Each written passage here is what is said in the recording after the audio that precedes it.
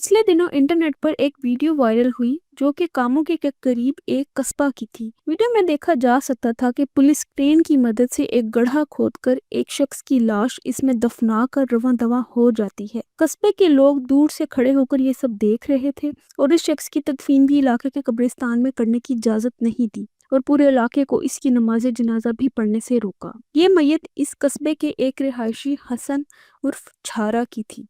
Police ने जब 2 रोज कबल ही इसके पड़ोस में रहने वाली 5 साला ईमान फातिमा के अगवा, रेप और कत्ल के इल्जाम में तफ्तीश की गर्ज से हिरासत में लिया था। आज प्रोग्राम का हिस्सा है ईमान फातिमा की दर्दनाक कहानी।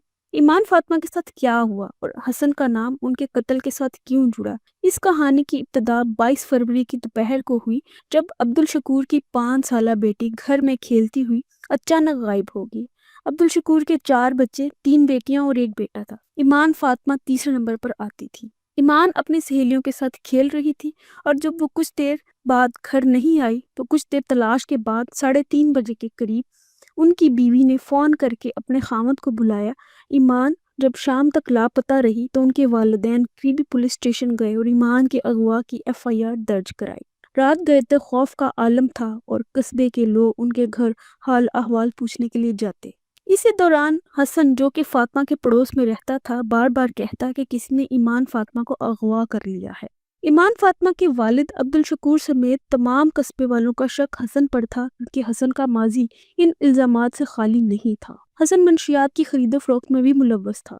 रात गए कस्बे के बाइज्जत लोग हसन के घर गए और ईमान फातिमा के बारे पूछगछ की तो हसन और उनकी वालदा इंतहाई पुरएतमाद अंदाज में यही कहते रहे कि वो इस बारे में कुछ नहीं जानते। इसी दौरान कस्बे के किसी शख्स ने हसन के घर में सेहन में मिट्टी का कुछ हिस्सा नरम देखा तो खुदाई के नतीजे में मिट्टी के नीचे से नन्ही परी ईमान फातिमा की लाश बरामद होगी। इलाके के लोगों ने पुलिस को इत्तला की जिससे पुलिस हसन और उसकी वालदा को पकड़कर ले गई और ईमान फातिमा की तदफीन कर दी गई। अब सवाल आता है कि पुलिस की हिरासत में होने के बाद हसन की मौत कैसे हो गई। कस्बे के SHO ने बताया कि हसन पुलिस हिरासत से फरार हो गया और फिर पुलिस मुकाबले में मारा गया।